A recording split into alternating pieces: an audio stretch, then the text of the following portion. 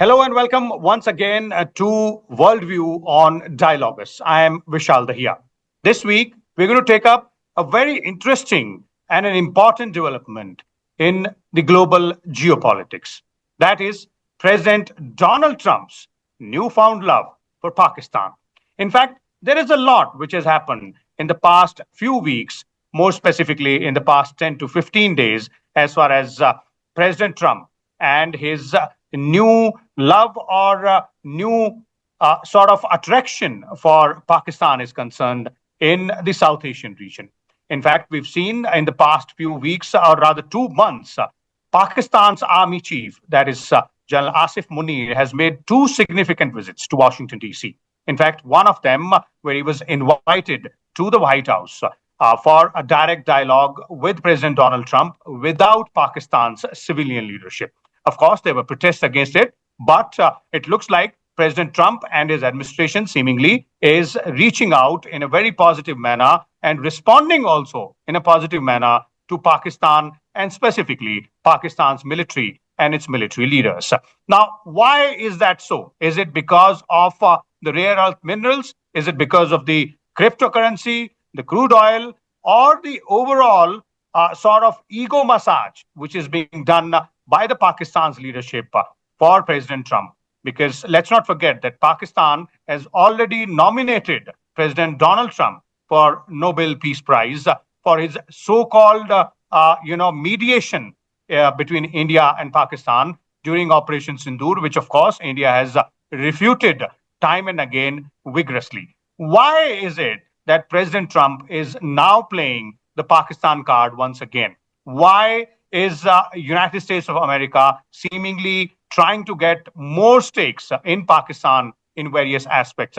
In fact, a very important decision has also come in of late. That is USA banning BLA, that is Balochistan Liberation Army, as and terming it as a terrorist organization. How does this impact India's interest in the region? More interestingly, how does it impact Pakistan and China's relationship and US-China relationship? To try and understand and analyze all these aspects, today we're joined by two distinguished experts.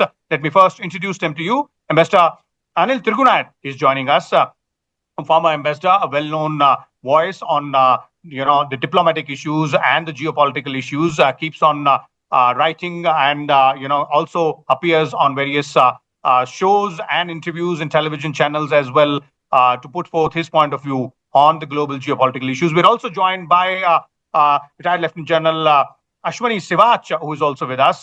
General Siwach, welcome once again to our show, Worldview. We have had numerous opportunities to discuss, these kind of issues threadbare. Once again, we would like to, take benefit of your experience and your understanding of the situation. I'll start with you, Ambassador Trigunayat. First and foremost question which comes to everybody's mind is, why is Trump and his administration now, providing that long olive branch to Pakistan? Thank you, Vishal. I think you started off on a very good note, giving all the basic reasons that could have probably brought or created this kind of attraction between Trump and Pakistan, or Trump and Munir, so to say. I hope that it doesn't turn out to be a fatal attraction for them, especially for Pakistan. That brings me to the last question. It's very likely. As far as Pakistan-US relations are concerned, despite their ups and downs, one must say that there has been a consistency in their engagement as far as Pentagon and the deep state like military and the intelligence of the Pakistanis are concerned.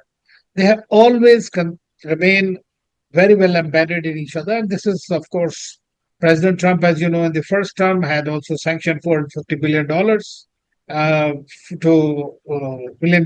to Pakistan for F-16. This time again, he has done the same before even the current saga has begun.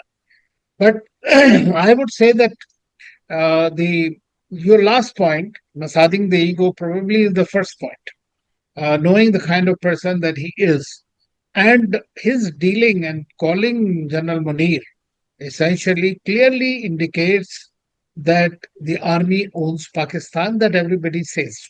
So he has acknowledged him as the leader of Pakistan rather than the so-called elected leaders in the country. No doubt, Pakistanis have been chasing them all along, keeping them informed, keeping them in the loop, and asked them to intervene to get this ceasefire. And they gave them the total credit which he was looking for, which India has so far not acceded to. So, because we have a principal position that we deal with Pakistan on a bilateral basis. It has Mhm. been agreed in Lahore Declaration. It has continued to be our position. We don't want any third party mediation. But President Trump loves to own these kind of high profile events. And that's the reason he has gone ahead and done it. Secondly, I think that which they themselves afterwards, because immediately thereafter you had a problem between Israel and Iran. Okay. So, in the Iranian context, also, Pakistan is basically a rentier state. They are available to anyone, and they have this nuisance value which they are ready to encash with any superpower, whether it's China, whether Russia, or USA, forever. Of course, they want to play the game with both.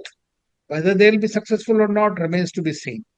At the same time, I think that we are what we are witnessing now is a bigger problem for us in South Asia Mhm. because Americans were deeply involved in removal of Sheikh Hasina. You remember know that bringing in Yunus, and now the Pakistan ISI is very much embedded in this. China is equally supporting various. So we are having a bit of a very different kind of an impact of this. What happened between India, Pakistan, or India, the US can have an impact in our neighborhood, and that Okay. could be a bit more dangerous. Okay. Okay. Let me bring in Major General Siwach here as well. General Siwach, you watched it very closely vis-a-vis the developments in Pakistan. We have had numerous discussions on how democracy actually doesn't work in the country out there. Effectively, the de facto leader of the nation is the Pak Army Chief. Time and again, it has been proved. Now, President Trump inviting General Asif Munir to White House without the civilian leadership, having closed, behind the doors discussions, closed door discussions, and then doing a lot of deals, be it about cryptocurrency or crude oil or rare earth minerals as well, which are in the Baloch area of Pakistan. So, do you think that this gels well with the larger stand which United States of America has always taken on issues like terrorism? Because Pakistan has time and again, been proved as the country which sponsors cross-border terrorism, and recent Operation Sindoor has once again emphasized that fact. So it's contradictory completely. Absolutely. Vishal, there are three, four issues. One is no doubt Pakistan and US always had a good relation whenever the military is in power. And now de facto General Asim Munir is governing Pakistan. There is a saying that every country has an army, but in Pakistan, the army has a country. The power does not flow from Islamabad, but it flows from General Headquarters Rawalpindi. So as on today, Asim Munir is one can say undisputed leader in Pakistan, and US knows it, and US is making use of it. Now, why this lost found love which has now emerged between Pakistan and US? The reasons are very obvious as we have already discussed, but few of them: the cryptocurrency. Why cryptocurrency? Because the company in which is going to invest in Pakistan, the 60% of this is owned by the Trump family. And the second thing is rare earth minerals. Why it is important is because mainly they were coming from China, and China and US always having a problem, and this is required for defense technology as well as electronics. So they want this rare earth minerals which are available in Balochistan and Khyber Pakhtunkhwa. The third thing is oil, because oil is also possibly there in Balochistan as well as in Arabian Sea, which is in exclusive economic zone of Pakistan. And fourth thing is now Pakistan has agreed to buy almost 10 to $12 billion oil from US. Now that is also very important thing. And next point is that now Pakistan is trying to show that they are cooperating with US, especially about extradition of the terrorists. the Muhammad Shafiullah, who was involved in Kabul attack of 2021 airport where 13 American soldiers were killed, has been already extradited by the Pakistan to US. So now all these factors which are there, which shows that Pakistan is trying to be closer to US, and the main thing which has happened is Donald Trump wants a Nobel Peace Prize, and he Mhm. claimed that he is involved in ensuring peace in 5 wars. It's starting from Rwanda, then Congo, then was basically Cambodia, Thailand, and then Armenia, Azerbaijan, which are recently a ceasefire had taken place, kind courtesy Donald Trump. And he also claimed that he was the main instrument in ensuring the nuclear powers like India and Pakistan do not go for all-out war. Now, this has been encashed by Pakistan by claiming that yes, it was indeed Donald Trump which had played a pivotal role, and they have also recommended him for Nobel Peace Prize. Now, these are the factors which has gone in the favor of Pakistan. Pakistan, they were putting tariff of 29%. Overnight, they have reduced to 19%.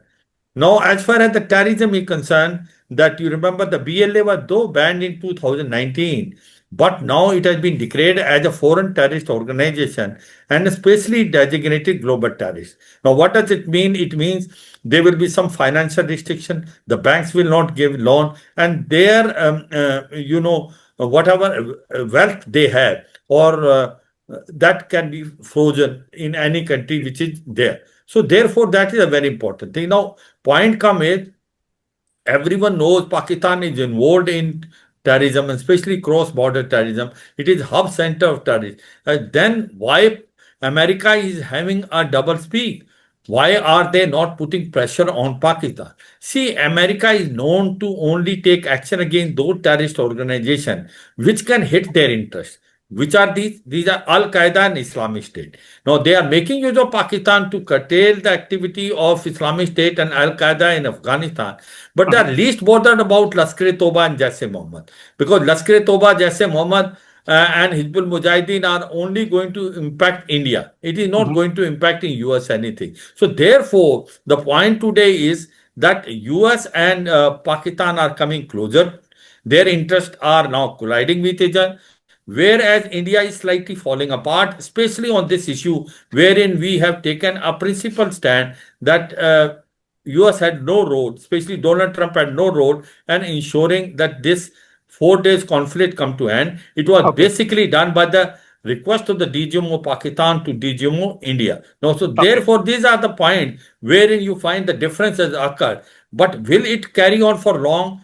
Is India and US relationship are so fragile that they will go down, which has been basically taken care of for last 25 years, where four basic agreements have signed between India and Indeed, Pakistan. it is a very, very old and a very strong relationship, and there are various aspects there as well. We'll come to that part also because Ambassador Trigunayat was also referring to this U.S. strategy or the CIA operations specifically trying to ring fence India because the CIA footwork in Bangladesh in the past 1.5 year, and now their active interests and mobilization within Pakistan. All that aspects are really important. But before that, let's also understand a very interesting angle, that is Pakistan China angle there as well. Because Ambassador Trigunayat, you were earlier pointing out that we will have to wait and see as to how long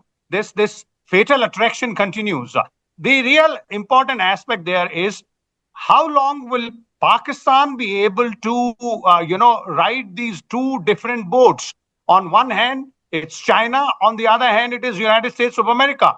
There are collision of interest on those two sides. They are directly opposed to each other in terms of trade, in terms of rare earth minerals as well. China has invested very heavily because of the Gwadar port and the CPAC. The entire area has Chinese infrastructure. Of course, banning BLA will indirectly benefit China also because they can perhaps continue or resume their economic activities out there.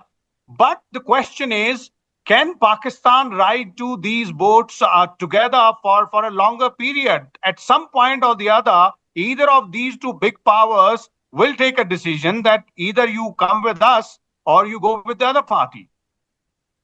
Well, that boat has sailed long ago. As far as Pakistan is concerned, it is, in my view, is like a state of China. They are totally under their thumb. There is no doubt about it. But at the same time, if you see that President Trump has been also philandering with China, trying to come up with some kind of a deal with them. He doesn't want to go all out after China. He wants to have a mutual accommodation, having realized his own limitations, because China is not giving in. I'm telling the US perspective. Now, Okay. as far as China is concerned, the China looks at the world in a very different way, where it is the driving force. It does not want to say that it is going to replace US, but that's its intent. So in the long term, in the medium term, these kind of things are going to play up in the open, definitely. And China is one country which is looking to have an equal kind of a thing. For that is something that even the US deep state and administration has always wanted, a G2 kind of an affair. If that Mhm. happens, then a small fry like Pakistan can survive by the bounty of both. There is no problem. But if there is a conflict between the two, then Pakistan will have a very major problem, because its political leadership definitely. I mean, every country in the world, frankly, wants to have good relations with the US at the moment. I mean, that's a Okay. given. There is no country that wants only war with the US. So there is, it's the biggest country, most popular, most economically strong country, technologically strong country. So nobody wants a war with them. But But China is a but but different ball game altogether. Ambassador Trigunayat, doesn't all of this stem from the trade point of view?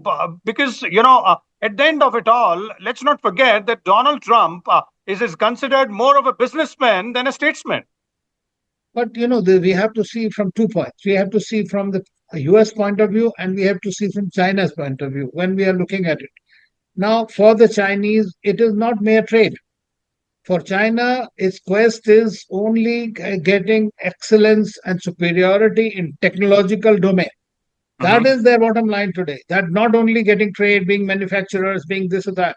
So that they are already there. They are part of global value supply chains in any case. So that's why, whether it's rare earths, they can stop it. Now, do you think that if China does not want Pakistan can continue to give rare earths to the United States? It will be very difficult. But Pakistan has played this role all the time. Actually, in 1970s, if you go back, it was because of the Pakistani efforts and through the Pakistani conduit that Nixon administration and Kissinger and all went to China, and that's how China was opened up. Hmm. Secondly, when the Afghanistan thing happened, that's when Pakistan provided its bases and everything and was able to play up in the US hands. It has been a non-NATO ally. It is also a country, as I said, very much close to Pentagon, irrespective of the administrations. They have continued to remain very strong there. And they were early birds. As far as I mean, hitching on to Trump is concerned, as soon as they learned about it, they hired his closest buddy as their lobby. Yeah, So you yeah. are seeing the results of Who that. also happens to be a former bodyguard of President Trump. That's what So, I'm so, saying. Yes. so of course, looks like Pakistan is playing all the right cards there. Whether or not they will be able to reap the benefits for a longer period is something to be seen. But again, as we've seen, Pakistan as a state, as a country, available for the kind of money which can be invested by any other power, be it China or United States. Let's now shift focus towards that ring fencing theory, which you were, both of you gentlemen were earlier talking about, Mr. Trigunayat and General Siwach as well. General Siwach, I'll start with you.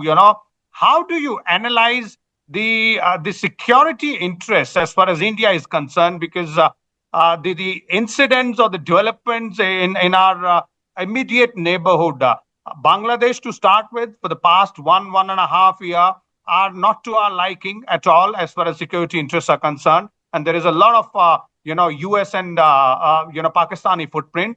By that I mean, of course, CIA and ISI. And now both of them joining hands, coming together within Pakistan itself. That poses a larger security threat for us. Very, see, no doubt about it. Vishal, as far as Bangladesh is concerned, now the coup which was done, it was done by a deep state of US. because Sheikh Hasina was a democratically elected leader, and she was thrown out of Bangladesh. She had to fled Bangladesh and come to India.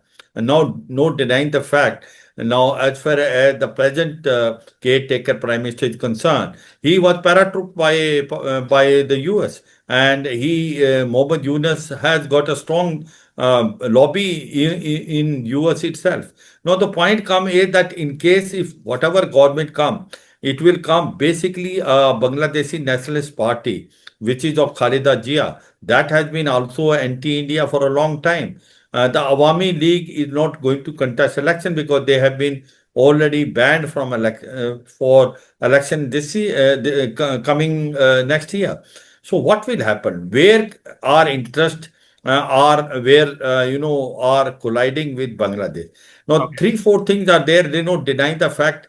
Bangladesh knows it that we are the largest trading partner, and Bangladesh is called India lost country with 95% of their land boundary with India. And they also know the raw material comes from India, whether it is cotton for textile, or whether it's a food material, or whether including, you can say, fertilizers. So they need India. But all said and done, at the present way the Bangladesh is going, it is going much closer to Pakistan ISI and also towards China, and which is not in our interest. Now, this is a cause of concern. What will they able to do? They will able to do three things. One is that you remember in if peace has prevailed in Northeast, the Sheikh Hasina played a major role. You had these militant groups which were having their bases in Chittagong Hill, whether it Mhm. was Ulfa, whether it NSNIM, Kapalang, or the PLA. But in 2008 9, that she has taken strong action, and she made sure that their camps were rooted up. Majority of them, they signed a peace pact with India, or they And the surrendered. remaining ones shifted They base to ran. Myanmar. They ran away to Myanmar oblique China. Mhm. That Paresh Barua, Ulfa I. So there is no denying the fact. So the peace has prevailed basically because they played a very, very constructive role. Now there is a danger that ISI will start all these militant activities again in Chittagong Hills, and you will find these elements again try to infiltrate India. The Okay. second very important point is Rohingya. See, there are about 14 lakhs Rohingyas which are there in Cox's Bazar in Bangladesh. Now, they are not being allowed to get inside Bangladesh, and they are all trying to come toward India. Since the India-Bangladesh border was not totally fenced, and the activities were there where they can illegally migrate. There have been migration which had taken place, but as on today, ISI Okay. is gone to these camps and trying to radicalize and sending them. Third thing is that the way you find the Chinese influence increasing in Bangladesh is not to our interest, and also the Pakistan ISI and also Pakistan army influence will also grow time to come. So when Okay. you will have a war, it will not be a two-front war. It can be two and a half front war. In case it is not only Pakistan, the Chinese are standing with them, no doubt. It will be also the Eastern Front, Bangladesh. This is what going to happen in near future, and we should be live to this problem. Now, Okay. another issue which is Will, very will, will let me take this, General Siwach. Let me take this aspect because you have very elaborately, painted a picture of what is wrong on the Eastern Front and what should we be worried about as a nation state in terms of our security interest. Two and a half front war you're talking about. Some of the other analysts even consider this as a yeah, three front war, but yeah. that's a different issue. But connected one, but a different one. But Ambassador Trigunayat, you know the US sort of validation of the Pakistani military and Pak army chief seemingly have emboldened the ISI and the Pak army as well, to the extent that we've seen statements of the nuclear card being played by Asif Munir, General Munir, in United States of America, not on its own soil, on Pakistani soil. Statements we've seen coming in from Pakistani soil, but this time around, they're coming in from United States of America. So that means there is a tacit support. Now, with this tacit support, does ISI once again become a very potent, significant threat? We've managed to, sort of quell that particular threat to a certain extent and the proxy elements also. But does it become a major issue once again starting from here? Yes, you are absolutely right. And as I said in the beginning, and General Siwach also mentioned about it, frankly, this is a very major cause of concern for us because we depended a great deal to the on some kind of a support from the United States. And if they are going to go under President Trump the way he's looking at it, unless things are improved within the next 2 3 months, then obviously it will be presumed that Pakistan has the blessings of the United States in doing so, and which is not from now. I mean, even when the deep state of US, and I have been there, Bangladesh several times in recently, and I have seen it there, that they have been playing the cards in concert with the Pakistanis and their intelligence outfits there. And now today, Pakistan has increased significantly. They are once again back into the fold. And irrespective of whichever government comes next, most likely it will be BNP or maybe Jamaat Islami, we don't know together. That will be, in any case, a dangerous mix for us. So Bangladesh will become a problem. You have, as under General Munir, who is the Mullah Munir also called, I mean, you can't expect any let up at that end. So we have to keep both our eastern frontier, western frontier, and northern frontier, all three. Only thing that we are witnessing today is a little bit of thaw in relations with China.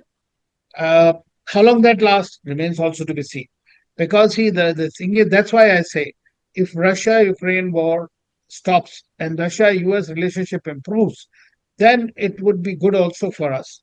Our Mhm. relationship with China improves, that may also seek to temper down a little bit, not eliminate, because that's a strategic tool for them, Okay. to some extent, your concerns. So it's a very complex dynamic at the moment. And I think we'll have to see, only thing we can do, be vigilant, be ready for any kind of an action going forward. Okay. General Siwach, quick concluding comments from you on what is it that we can do, as Ambassador Trigunayat was saying. Perhaps, we can bank on the fact that we end up, building on that thaw in relationship with China. Maybe a solution to the Russia-Ukraine war may result into lesser tensions between Russia and the United States of America. And perhaps the US interests will gradually shift from Pakistan if they don't see much value out there. But apart from these mays and buts and might happen, what is it that we can do? Vishal, one thing is very important. India-US relationship are very important for both the countries. It cannot be specific to one leader. He's a transitional leader. He's not going to stay more than 3.5 years. But three Because, years is a long time, General. I know that, but what I am trying to bring something else. What I am saying is this relationship has grown up from strength to strength in last 25 years. You have got four basic agreements signed, which are foundation agreement like COMCASA, Communication Competitive Security Arrangement, BECA, Basic Exchange Cooperation Agreement, then also LIMU, Logistic Exchange Memorandum Agreement, and also GSOMI. Now, what do these agreements indicate? These agreements indicate that India and US are going to have a military relation, which will be even the NATO country do not have. Even you can transfer technology, real time intelligence, sharing of intelligence. Remember what happened in Galwan when you have a not very good relation with China. All these information input were given by US to us. Now, in case we do not have a good relation with US, you will be handicapped to that extent. Now, the point comes is that yes, the way Donald Trump is behaving, he's pushing us toward China and Russia. Is it in our interest? Because you can't rely upon China. You see, you can't depend on China because until unless a boundary issue is resolved with China, it can never be sure that tomorrow what will happen with China. So Okay. therefore, you will be always vulnerable. And as far as Russia is concerned, it remains our good friend. But economically, in time to come, Russia will not be a force to reckon with. They will be more dependent on China. So all this churning effect which is taking place in the world, they are not too good for India until unless this Russia-Ukraine war stop. Because I am only trying to say that India-US relationship is of very, very high valued for both the country and we cannot lose like this. Another issue which you are Okay. telling, Vishal, just for 15 Yes, seconds. yes, yes, please. How is Pakistan managing the relationship between China and US? You see, Pakistan is expert in doing that. It's not first time. It has done earlier also. Does it suit China? Yes, it is suiting China. Because the moment Pakistan is closer to US, then the India goes away from US, and that is to the liking of China. China want that India should not be partner to US, and that suits him because Pakistan can be manipulated anytime by China because there are about 40% debt out of 186 bed that is with China. So the Okay. point is that all you can say a churning effect and new international relation which is developing, we have to be very, very careful because especially in South Asia, whether it is in Bangladesh, whether it is in Pakistan, whether what's happening in China now with India-China relation, India-China and Russia relation, this will have a great impact. Now, another Okay. issue is that the Quad meeting which is to take place end of this year in India, what will be its impact? Will it take place in case if we do not have best of relation with the US? And how does it affect in South Asia? Because Indeed. this is has Th- a bonding that you want against China. It Those will those also are become weak. those are long-term implications, of course. General Siwach, you're right out there, and Ambassador Trigunayat as well. I'm afraid we're running short of time, but both of you gentlemen have succinctly put it and very aptly as well that as far as Pakistan is concerned, it can play a double game, and it has been considered to be an adept player at playing that game by having that balancing act between two superpowers. Perhaps earlier it was, Soviet Union and United States of America. Now it is between China and Russia as well, and China and USA.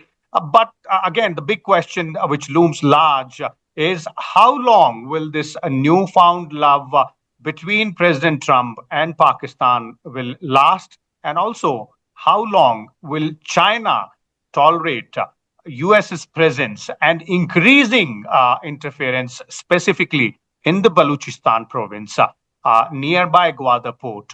That is really, really economically crucial for China. As far as India is concerned, as both of you gentlemen are pointing out, we can wait and watch, wait out as to how things are playing out on the geopolitical arena. But meanwhile, we'll have to also bolster and boost our strength, our defenses, to ensure that our strategic interests are taken care of, not only on the Western and the Northern front, but also on the Eastern front. Thank you once again, gentlemen, and Mr. Trigunayat and General Siwach for joining us Thank today you. and sharing your valuable inputs and your time as well. We'll come back again next week with a different geopolitical issue. Till then, keep watching Worldview and Dialogues. Thank you.